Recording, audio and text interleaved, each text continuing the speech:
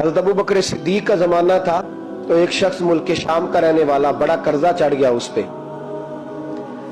तो वो हज़रत अबू बकर सिद्दीक के पास आया, कहने लगा आप अमीर भी हैं और अमीर भी हैं, दोनों बातें। एक अमीर ये है कि मुसलमानों के सरबराह हैं, और दूसरा अल्लाह ने आपको माल दौलत भी अता फरमाया है, तो मेरे ऊपर कर्जा चढ़ गया तो मेहरबानी फरमाए।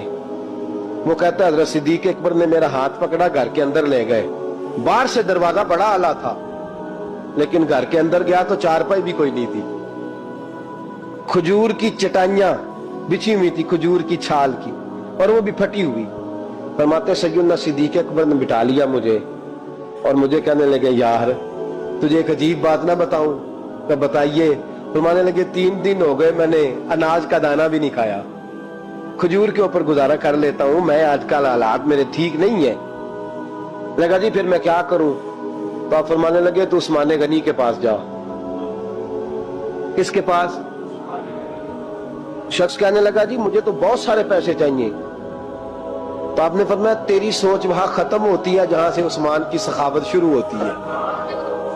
तेरी सोच वहां तू जो सोचता है ना इतने मिलेंगे, तेरी खत्म होती है सोच जहां से उस्मान की सखावत शुरू होती है। तू जा। कहने लगा जी आपका नाम लूं? फरमाया जरूरत ही नहीं पड़ेगी।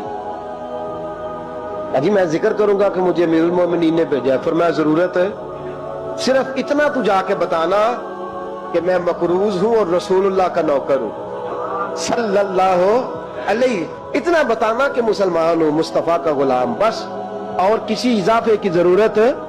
कहा जी वो दलील मांगेंगे। फरमाया उस्मान खैरात करते तफ्तीशें नहीं करता, उस्मान अल्लाह की राह में देते हुए तफ्तीशें 10 रुपए देना और 100 बात सुनाना फकीर को, तुक तो नहीं ना? 10 रुपए और 100 किस्म के ताने ना दे तू मियां, चशम पोशी कर जा। तुझे किसने इजाजत दी है टटोलने की, ठोलने की और क्रोधने की? ये हाल अगर तेरे साथ किया जाए, रब अगर तुझे टटोल के दे तो तेरा क्या बने? रब करीम अगर तुझे टटोल के दे के पहले बता नमाजें कितनी पड़ी हैं, सवेरे उठता है कि नहीं, तो तेरा क्या हाल होगा? तू टटोलता फिरता है 10 रुपए देने के लिए। हजरत उस्मान गनी की आदत नहीं। वो शख्स कहता मैं चला गया, पूछता पुछाता दरवाजे पे पहुंचा, दरवाजे पे दस्तक दी तो हजरत उस्मान गनी के अंदर से बोलने की आवाज है, अपने बच्चों को डांट रहे हैं। कहते हो यार तुम लोग शहद के अंदर, दूध के अंदर शहद मिला के पीते हो, खर्चा थोड़ा कम करो, इतना खर्चा तुमने बढ़ा दिया है। तुम दूध के अंदर दूध भी मीठा, शहद भी मीठा, एक चीज खा लो, को बीमार हो, 2-2 चीजें इस्तेमाल करते हो। कहते हैं मैंने कहा अबू बकर तो बड़ी बातें बता रहे थे, और इस किस्म के कई वाकयात हज़रत उस्मान गनी के साथ हुए। वो तो बड़ी बातें बता रहे थे और ये आदमी दूध शहद से लड़ाई कर रहा है, और मुझे कई हजार दिरहम चाहिए, दिनार चाहिए, मुझे दे देगा?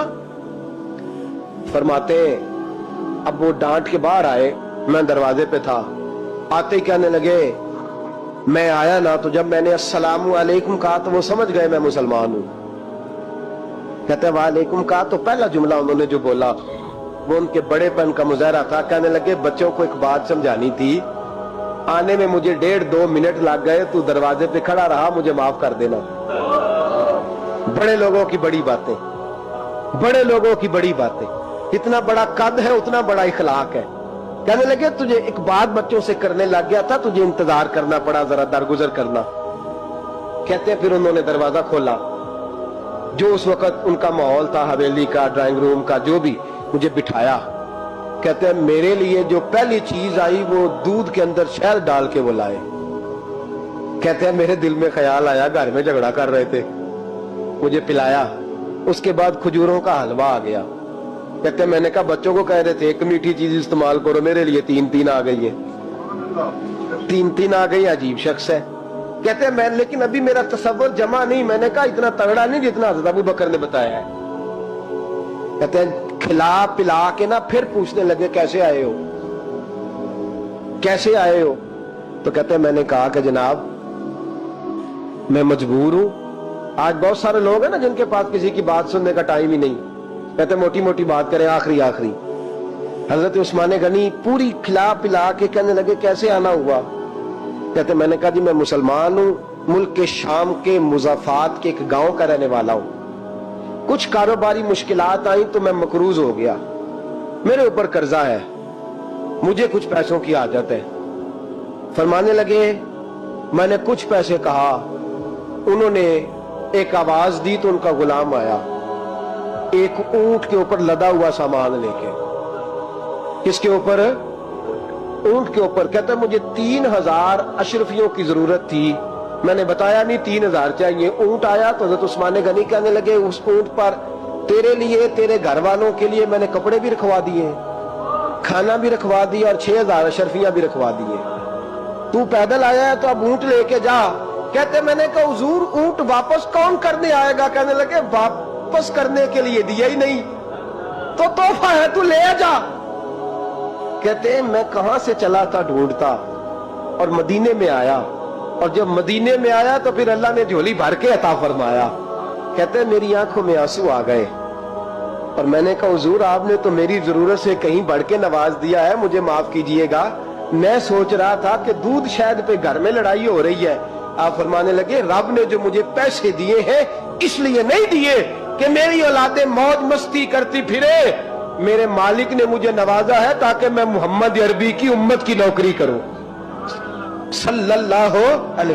یہ سخاوت کا حال. فرماتے میں نے نہیں بتایا کہ مجھے سیدنا صدیق اکبر نے بھیجا ہے. فرماتے میں دروازے تک گیا تو میں نے کہا شکریہ, جزاک اللہ, آپ کی مہربانی. تو مسکرا کے فرمانے لگے میرا شکریہ ادا نہ کر, ابو بکر صدیق کا کر. میرا نہ شکریہ ادا کر, شکریہ ابو بکر صدیق کا جس نے تجھے یہ رستہ دکھایا ہے. فرماتے میں نے کہا حضور آپ فرمایا جاؤ جاؤ جاؤ تمہارا کام ہو گیا نا, تفصیلات میں نہ جاؤ. یہ شان سخاوت سیدنا عثمان غنی رضی اللہ تعالیٰ عنہ کی, اور میں بیان کر چکا.